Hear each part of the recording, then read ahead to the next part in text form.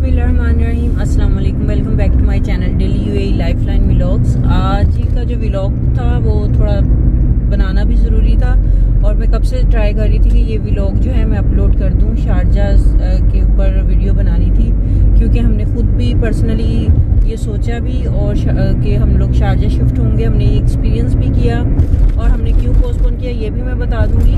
और शारजा में जो है अगर एक अपार्टमेंट आप रेंट पे लेते हो तो उसमें जो है आपको कितने आपके स्टार्ट में कितने एक्सपेंसेस आएंगे ये भी मैं बता दूंगी और टोटल कितने एक्सपेंसेस होंगे ये भी बताऊंगी। और इसमें ये भी बता दूंगी कि जो शारजा में जब आप कोई भी अपार्टमेंट रेंट पे लेते हो तो वो आपको कितने चेक्स पे मैक्सिमम और मिनिमम मिल सकता है। तो वीडियो करते हैं स्टार्ट, पर उससे पहले कहना ये है कि वीडियो अगर अच्छी लगे तो वीडियो को ज़रूर लाइक कीजिएगा, चैनल को सब्सक्राइब कीजिएगा और बेल आइकन को क्लिक करना मत भूला करें ताकि आने वाली मेरी जितनी भी वीडियोस हैं वो सबसे पहले आप लोगों को मिले।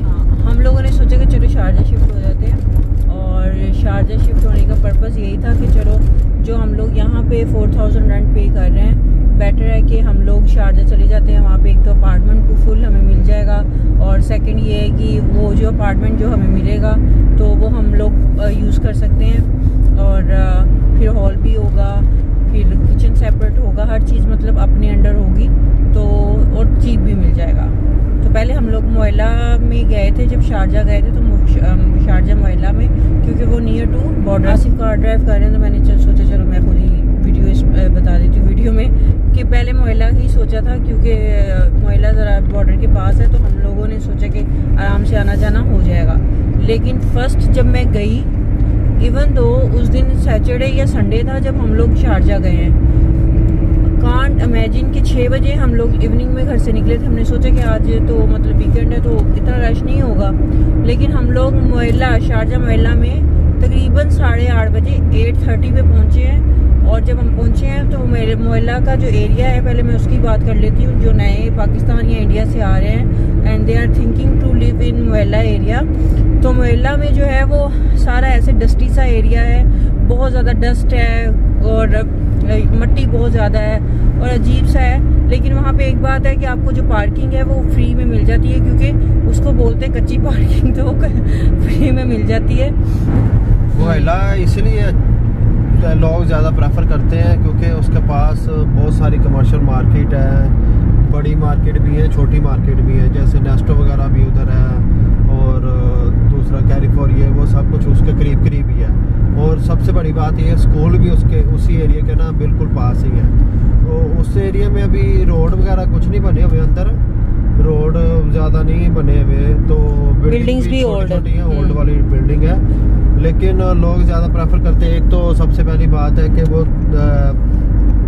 दुबई और शारजा का बॉर्डर है ना वो करीब लगता है, बंदों को आने जाने के लिए बहुत इजी रह जाता है। इलाके के अंदर रहने का सबसे बड़ा बेनिफिट ये है उधर पार्किंग जो है ना फ्री है क्योंकि कच्ची पार्किंग है, कोई भी गाड़ी खड़ी कर सकता है। लेकिन एक गाड़ी उधर ना कोशिश करें, अगर गाड़ी खड़ी करते हैं तो क्लीन रहनी चाहिए गाड़ी। अगर आपकी गाड़ी क्लीन नहीं रहेगी ना तो आपको फाइन कर देंगे। तो ये बेनिफिट है, प्लस ये बेनिफिट है आपको दुबई से आने जाने के लिए बहुत इजी है। इजी तो ये नहीं है कि ट्रैफिक बहुत होती है, 100% ट्रैफिक होती है, ट्रैफिक बहुत ज़्यादा होती है। फिर भी ट्रैफिक ये है कि आप सिटी से बेहतर है कि वो बाहर वाली साइड पे रहते हैं तो वो अच्छा रहता है। और सब उधर स्कूल करीब है, बहुत स्कूल और पाकिस्तानी और इंडियन फूड जो है वो भी वहाँ से ही मिलता है। जिसको पाकिस्तानी फूड खाना है या इंडियन फूड खाना है और जो शौक भी रखते हैं और फूडी भी हैं तो उनके लिए भी ये बहुत ज़्यादा जो है ना अच्छा एरिया है। तो इसलिए अब जब हम मोहल्ला गए हैं और हम लोगों ने काफ़ी सारा, क्योंकि हम लोगों का कोई एक्सपीरियंस तो नहीं था शारजा का कि how to find apartment in Sharjah. तो जब हम लोग गए हैं मोहल्ला के एरिया में तो how we find the numbers of agents, तो हमने ये किया था, we visited building to building and on the building wall there are so many numbers of different agents, but ये नंबर्स जो हैं they always not use to attend calls. तो फिर क्या होता है जब वो फ़ोन नहीं अटेंड करते तो बहुत रेयर होता है कि अगर आपने you just to around 8 to 10 numbers, तो उसमें से कोई 1 या 2 नंबर होंगे, they will receive your call और जो आपको आंसर करेंगे, ठीक है। एक तो हो गई बात ये। अब मोहल्ला में जो रेंट चल रहे हैं ना, मैं मोहल्ला के रेंट्स की भी बात कर देती हूँ। जो रेंट्स पहले कितने थे आसिफ? पहले तो 1 BHK जो है ना 15-16 हज़ार में भी मिल जाता था 1 साल पहले, लेकिन अभी तो वो 30,000 में मिल रहा है। इससे अच्छा कासमिया में चले जाए, आपको 2 BHK मिल जाएगा इतने में। तो रेंट बहुत ज़्यादा है और बिल्डिंग भी छोटी छोटी हैं और उनके अंदर लिफ्ट्स भी ओल्ड, मतलब एलिवेटर जो है ना बहुत ओल्ड वाली लगी हुई हैं। तो ऐसा नहीं कि हम लोग उसका कुछ ऐसा कह रहे हैं कि हमने जो एक्सपीरियंस किया ना वो उसकी बात कर रहे हैं, ऐसा नहीं। उधर लोग रहते हैं बेसिकली, जो पुराने रहते हैं ना, उनको बेनिफिट है। लेकिन जो हम जैसे नए जो दुबई से जाएंगे ना, क्योंकि दुबई में जो है सफाई और ये सारी चीज़ें, जब आप जाके मोहल्ला में मतलब एंटर होते हैं ना, तो उस टाइम पे आपको डिफरेंस फील होता है। एक तो बात ये है। और रेंट जो है स्टूडियो का, जो हमने पूछा, स्टूडियो का भी पूछा, 1 BHK का भी पूछा, तो जो स्टूडियो का चल रहा था वो 18,000 से 22,000 चल रहा था मोहल्ला के एरिया में। 16 में हमें तो नहीं फिलहाल बताया किसी ने, लेकिन 18 to 22,000 था। और जो 1 BHK था वो 8,000 तक गया था, बता रहे थे 26, 25, 28,000 तक 1 BHK। ये मोहल्ला की बात कर रही हूँ और ये करंट सिनेरियो की मैं बात कर रही हूँ 2025 की। अब यहाँ से हम जब निकले तो फिर हम लोगों ने खैर वो खाना खुना खाया। खाना खाने के बाद जो है मैंने जो है डुबिज़ल ओपन किया, डिफरेंट जो साइट्स हैं जहाँ से आप प्रॉपर्टी फाइंड कर सकते हैं फॉर द रेंटल पर्पस। तो फिर मैंने वहाँ से कॉल्स की और 1-2 एजेंट्स मुझे मिले, और वो जो एजेंट्स मिले थे तो फिर हम लोगों ने कासमिया का एरिया जो है वो विज़िट किया। अब कासमिया में जब हम लोग गए तो कासमिया में भी थोड़ा आसिफ ही बताएंगे मेरी बात। कासमिया में भी ओल्ड बिल्डिंग है, तो जैसे 1 BHK है उसको मतलब 2 BHK तरीके से, मतलब छोटे से हाल थे और छोटे से रूम थे मतलब। लेकिन रेंट जो है ना, ये जैसे मोहल्ला में आपको 1 BHK मिल रहा था, उसी हिसाब से आपको उधर 2 BHK भी मिल जाता है। मतलब 28 में ये वो जैसे 28-30 तक मिल जाता है जो, हाँ ये हम लोग। और जो 28-30 में मिलता है वो इतना बड़ा नहीं होता, जैसे 800-900 स्क्वायर फीट तक का होता है। एक तो ये बात। दूसरी बात ये है कि मैं पिक्चर्स भी साथ साथ थोड़ी सी अटैच इसलिए लगा रही हूँ। उसकी रीज़न ये है कि ताकि आपको आइडिया हो जाए कि वहाँ पे जो कासमिया में बिल्डिंग्स हैं वो कैसी हैं। तो हम लोगों को 1 BHK हमने प्रेफर किया और 2 BHK प्रेफर किया। अब 1 BHK प्रेफर तो करना ही था क्योंकि हम स्मॉल फैमिली हैं, हमारे लिए सही था। लेकिन 2 BHK अगर हमें 1 BHK की प्राइस में मिल रहा था तो हमें वो भी कोई वो जो है एक ऐसी डील नहीं थी कि हम लोग उसको छोड़ देते। अब वहाँ पे 1 BHK के भी प्राइसेस 28,000 चल रहे हैं और कासमिया में, और 2 BHK के प्राइस जो था वो भी हमें 28,000 में मिल रहा था। तो हम लोगों को एक अपार्टमेंट पसंद आया, हम लोगों ने उसको क्लोज करना था। अब अपने क्लोज करना था, हम लोगों ने एजेंट से बात हो गई। एजेंट के साथ बात होने के बाद आसिफ जरा बताना यार। हाँ, एजेंट से बात हो गई थी, हम लोग लेने वाले थे, लेकिन सबसे बड़ा इशू हम लोगों का था कि दुबई हम लोगों ने डेली हम लोगों का आना ही दुबई में है। तो फिर हम सोचते रहे कि क्या करें, लॉक करें नहीं करें। इतना सोचा, बाद में सोचा कि डेली का ट्रैफिक। अच्छा, पैसे भी उसको पकड़ाने लगे हम लोग, उसको ट्रांसफर करने लगे थे, लेकिन समझ नहीं आ रही थी फिर भी कि रहना तो डेली दुबई में ही है, तो फिर फायदा क्या उधर। जस्ट आने जाने का बिजनेस है। अगर जॉब होती तो मैं जरूर प्रेफर करता कासमिया को, जॉब वाले आदमी को। जिन लोगों का मतलब बिजनेस है, जैसे हम लोगों का काम है सारा मेंटेनेंस का ये वो और रियल एस्टेट का, तो इस वजह से हम लोगों को सारा दिन रहना ही दुबई में है। तो इसलिए फिर हम बहुत सोचा तो हालांकि रीजनेबल प्राइस में हमें 2 BHK मिल गया था, बहुत अच्छा था, साइज भी बहुत अच्छा था। और फिर हम लोगों ने ना इसलिए स्किप किया। एरिया भी साफ सुथरा था। हाँ, एरिया भी, बिल्डिंग भी ना रेनोवेशन हुई थी, अच्छी हुई थी बिल्डिंग। लेकिन जाके मसला ये सोचा कि यार ये हम लोगों का बहुत ज़्यादा ट्रैवलिंग होएगी, बहुत ज़्यादा। तो क्योंकि हम लोगों का काम ऐसा है कि कभी भी फ़ोन आएगा क्लाइंट का तो हम लोगों को जाना पड़ेगा। अच्छा, अब जैसे आसिफ ने बताया कि जो है ना कम्यूट टाइम बहुत ज़्यादा था। उसकी रीज़न मैंने बताया है कि शाम में या सुबह में भी अगर आप निकलेंगे ना 7 से 9 या 5 से 9 बजे तक रश ही होगा। अगर स्कूल टाइम होगा, स्पेशली जब स्कूल ओपन होंगे, तो उस टाइम पे तो इतना का रश होगा। और आप स्कूल बस को तो यहाँ पे दुबई में या शारजा में किसी भी यूएई की स्टेट में आप उसको क्रॉस नहीं कर सकते हो रूल के अकॉर्डिंग। तो आप लोगों को उसका वेट करना पड़ता है। अगर वो स्टक है तो आपको उसी लाइन में भी आपको भी स्टक रहना पड़ता है एक बात। तो ये चीज़ें थी और कम्यूट की वजह से हम लोगों ने ये भी फैसला किया कि नहीं। और दूसरा ये था कि कासमिया में भी पार्किंग फ्री नहीं थी। जो इशू हमें थोड़ा सा दुबई में आ रहा था वही हमें शारजा में आ रहा था। तो हमने सोचा कि अगर हमने मंथली बेसिस पे 350 या 400 पे करना है फॉर द पार्किंग, तो बेटर है कि हम लोग दुबई में ही रहें। फिर जो हमारा आने जाने का टाइम था 3 से 4 घंटे का, सुबह 3 घंटे लगा ले और शाम में 3 घंटे, इस वजह से भी हमने जो है वो स्किप कर दिया ये आइडिया। अदरवाइज बुरा नहीं है, अच्छा है शारजा में रहना फॉर दोज फैमिलीज जिनके हस्बैंड या जो वाइफ है जॉब करती हैं और या वो लोग सिंगल जो हैं वो लोग वहाँ पे रह सकते हैं, क्योंकि उनको लगता है कि हाँ ठीक है मैं मैनेज कर सकता हूँ, तो फिर वो वहाँ रहे। अब मैं बात करती हूँ एक्सपेंसेस की। जब आप कोई अपार्टमेंट शारजा में रेंट पे लेते हो तो एक्सपेंसेस आपके कितने होते हैं फर्स्ट इंस्टॉलमेंट के। अब मैं बताती हूँ कि एक्सपेंसेस जो है ना, अगर हमने जो डिसाइड किया था ना, हमने सोचा था कि हम लोग जो है 2 BHK ले लेंगे, क्योंकि वो 28,000 का मिल रहा था। तो 28,000 में 2 BHK size was only 800 to 900 square feet, छोटे छोटे रूम्स थे।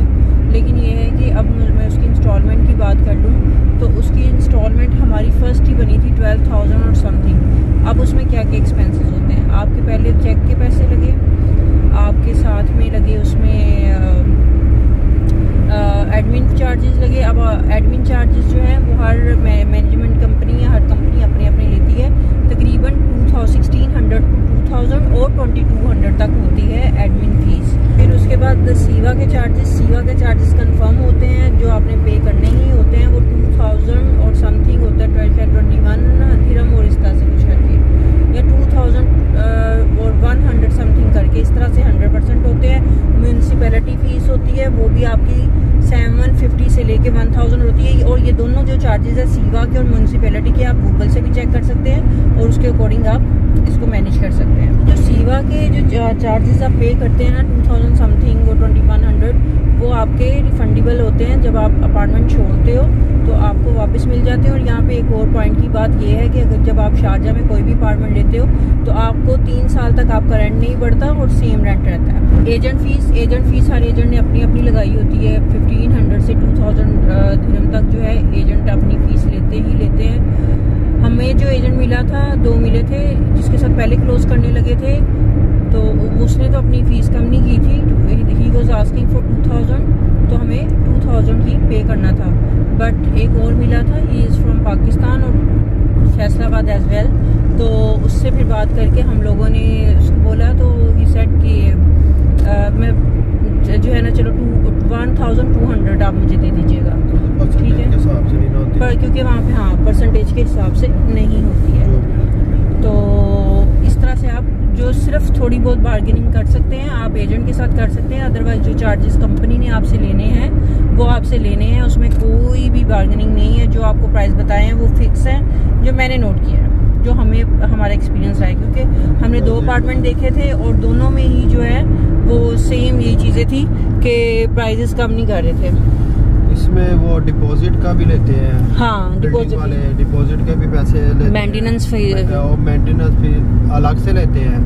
जैसे और वो होती है तकरीबन रहते हैं तो हम लोग को तो नहीं वो पे करने होते हैं मेंटेनेंस चार्जेस में, और वो ओनर करता है। ये जो है ना इधर बोलते हैं आपने पे करने, और म्यूनसिपालिटी के भी आपने पे करने। और जो मेंटेनेंस चार्जेस होते हैं वो तकरीबन 1600 होते हैं। मेरे पास पूरा बिल बना पड़ा है, जो मुझे फर्स्ट कोटेशन आई थी मैं वो उसके अकॉर्डिंग आपको बता रही हूँ। फिर फाइल ओपन फीस, फिर उसके बाद PRO फीस। अब PRO फीस यहाँ पे मांगते हैं शारजा में, जो मैंने नोट किया, मतलब जिसने जी फाइल ओपन करवा के देनी है सीवा के लिए और म्यूनसिपैलिटी के लिए। तो उस पर भी मेरी बार्गेनिंग हुई थी, उससे भी मैंने कहा था कि ये क्या बात हुई, एजेंट फिर क्या कर रहा है, सिर्फ अपार्टमेंट दिखा रहा है और उसी पे उसने क्लोजिंग के लेने और बाकी का प्रोसेस जो है वो PRO करेगा। तो उसकी फ़ीस वो भी तकरीबन 300 से 500 तक चार्ज कर लेते हैं। और अब बात कर लेती हूँ, ये हो गए जो चार्जेस थे। जो शारजा में जिसने शिफ्ट होना है तो स्टार्ट में उसके पास इतने पैसे हों 10 से 12 हज़ार दिरहम जिसने शारजा में शिफ्ट होना है। और उसके अलावा जब फर्निश करना है अपार्टमेंट तो उसके लिए भी तकरीबन 3 से 4 हज़ार दिरहम होने चाहिए। अब वो क्यों, मैं अभी बताती हूँ। क्योंकि शारजा में जितनी भी बिल्डिंग्स हैं मोस्टली जो है उनमें सेंट्रल AC नहीं है, तो आपको वहाँ पे स्प्लिट AC लगवाने पड़ते हैं। तो जब AC लगवाना है तो जितने रूम्स हैं उतने AC। अब अगर सपोज हम लोग 2 BHK देख रहे थे तो हमने 3 AC लगवाने थे, तो उसके पैसे। और उसके अलावा ऐसे फर्निश करने के लिए बताना चला, उसके अलावा आपने जो अपना फर्नीचर लेना है उसके चार्जेस हो जाते हैं। बाकी जो है आपने जैसे आपको अच्छा लगता है अपनी मर्जी का पेंट करवाना है या कुछ करवाना है, ये चार्जेस है। हाँ, रेनोवेट जैसा भी करना है जो आपको अच्छा लगता है। अगर वैसे ही रहना है तो ठीक है, बेड लेके तो मैट्रेस लेके तो चलो जी ठीक है, ये चीज़ है वो। लेकिन ये है कि बिल्डिंगों में AC नहीं है, उन्होंने और वार्डरोब भी नहीं है उसकी विंडो AC की, तो लेकिन वो भी आपको खुद ही परचेज करना पड़ेगा। अगर सेकंड हैंड भी लेते हैं आपको 450, 500, 600 तक का तो मिलेगा AC। ये चीज़, ये सारे एक्सपेंस आपको स्टार्ट में करने पड़ेंगे सारे। फ्रिज लेनी है, वॉशिंग मशीन लेनी है। अगर आपके पास है किधर तो ठीक है, नहीं तो नहीं। अगर नए आ रहे हैं ना, अगर बिल्कुल नए आ रहे हैं तो ये सब कुछ आपको परचेज करना पड़ेगा। फर्स्ट टाइम आपको 15 to 16,000 आपके पास होगा, पॉकेट में 100%। हाँ। लेकिन ये अच्छा है मेरे हिसाब से दुबई से, इसलिए कि इधर आपको 2 BHK मिल रहा अगर 30,000 में या 35,000 में मिल रहा है या 28,000 में तो या 28,000 में मिल रहा है, तो मेरे हिसाब से दुबई से अच्छा है। लेकिन ये उन लोगों के लिए अच्छा है जो जॉब करते हैं, उनके लिए अच्छा है। जैसे हम लोगों का तो जॉब का सिस्टम नहीं है, हम लोगों का अपना है, अपना काम है हम लोगों का, और हमारी सारी लेबर रहती है उधर अलकोज में। हमारे लिए ये मुश्किल था कि हम लोग कैसे मैनेज करेंगे, तो इस वजह से हम लोग जो है ना उसको प्रेफर नहीं किया, लेकिन अच्छा था। तो जैसे अगर हम लोग दुबई में लेते हैं 2 BHK, ये तो 80+ जा रहा था, 80+। हाँ, दुबई में इतने का ही है। इवन तो दुबई में जहाँ हम अभी रह रहे हैं उसमें और अल्खेल हाइट्स में, तो वहाँ पे 2 BHK फुली फर्निश्ड जो है 110,000 में मिल रहा है, और जो 2 BHK अनफर्निश्ड है वो है 90,000 का। तो भी ये भी चीज़ें हैं। बहुत सारे लोग कहते हैं कि नहीं आप इतना रेंट बताती हैं क्यों, इतना तो नहीं है, ये तो वो। मैं फिर बता दूं, देखें मार्केट में प्राइसेस बढ़ गए हैं। मैंने अभी जो मेरा एक्सपीरियंस हुआ है शारजा का भी, तो हाँ अगर आप शेयरिंग पे रहना चाहते हैं तो फिर तो कम ही है रेंट। जैसे मेरे एक कोलीग हैं वो शेयरिंग में रह रहे हैं एक अपार्टमेंट में विद हिज फैमिली, तो वो 1800 एक रूम का पे कर रहे हैं, सिर्फ 1800 शारजा में, और वो कासमिया में ही रह रहे हैं। बिल वगैरह भी सारा हाँ, कुछ उसी में इंक्लूड है। बिल मतलब सीवा उसमें इंक्लूड है, हर चीज उसमें इंक्लूड है। तो अपना लेंगे तो आपको पूरा सारे बिल भी खुद देने पड़ेंगे, फिर वाईफाई भी आपको अपना लगाना पड़ेगा। कम से कम 250-300 का तो वाईफाई भी आपको मंथली वो भी चार्जेस देने पड़ेंगे। और सीवा का जो बिल आसिफ बात करने लगे थे, तो मुझे याद है सीवा का जो बिल है वो मैंने सारा इर्द गिर्द लोगों से पूछा था। हर एक इंसान का अपना एक्सपीरियंस है, तो मैंने उसी एक्सपीरियंस बेस पे मैं आपको बता दूं कि स्टार्टिंग बिल जो है 300 दिरहम से लेके और 1000 दिरहम तक आ सकता है। अब ये किस तरह आएगा कि अगर जितना AC आप ऑन करेंगे, यूज़ करेंगे, उतना ही आपको जो है वो बिल आएगा। तो ये आप चीज़ अपने माइंड में रख लीजिएगा, ठीक है। मैंने वीडियो पूरी डिटेल से बनाई है, अपना एक्सपीरियंस शेयर किया है, साथ में मैंने आपको रेंट्स भी बता दिए हैं कि 1 BHK का रेंट जो चल रहा है वो तकरीबन 25 से 28,000, 30,000, 31,000 तक चल रहा है 1 BHK का इन शारजा। और जो 2 BHK है, अगर आपकी लाक अच्छी है, अगर आपको 2 BHK उसी प्राइस में मिल रहा है तो भी अच्छा है, नहीं तो इन चीज़ों को आपने खुद देखना है। बाकी चिल्लर फ्री बिल्डिंग्स भी होती हैं शारजा में, और उसके अलावा ऐसी बिल्डिंग जो न्यू बिल्डिंग्स बनी है वहाँ पे आपको वार्डरोब भी मिल जाएंगे। लेकिन अगर आप पुरानी बिल्डिंग्स में ही अपार्टमेंट लेते हो रेंट के ऊपर, तो वहाँ पे आपको जो वार्डरोब है वो भी बाय करनी पड़ेगी, जो कि मैं बताना भूल गई थी। उम्मीद है कि वीडियो सारी समझ आ गई होगी। अभी जो क्योंकि हम शारजा शिफ्ट हो रहे थे और हमारा एक्सपीरियंस हुआ है, तो मैंने ज़ाहिरी बात है अपने बेटे के लिए स्कूल भी ढूंढे होंगे, तो चीप स्कूल भी देखे हैं। तो मैंने काफ़ी सारे 5-6 ऑप्शंस निकाले थे चीप स्कूल्स के। तो बहुत सारे लोग कह रहे थे कि शारजा के स्कूल्स के ऊपर भी वीडियो बनाएं, तो अब मैं इसके ऊपर भी कल वीडियो शूट करके अपलोड कर दूंगी, स्कूल्स के ऊपर भी। तो उम्मीद है कि ये वीडियो अच्छी लगी होगी। वीडियो लगी हो अच्छी तो ज़रूर लाइक किया करें और चैनल को सब्सक्राइब किया करें। इंस्टाग्राम पे आते हैं तो फॉलो कर लिया करें। अपना बहुत ज़्यादा ख्याल रखिएगा, ना दिल दुखाएं और ना ही कोशिश करें कि कोई आपका दिल दुखाए। कोई आपको कुछ भी कहे तो इग्नोर करें और मूव ऑन हो जाएं। और अपना बहुत ज़्यादा ख्याल रखिएगा, दुआओं में याद रखिएगा। अल्लाह हाफिज़।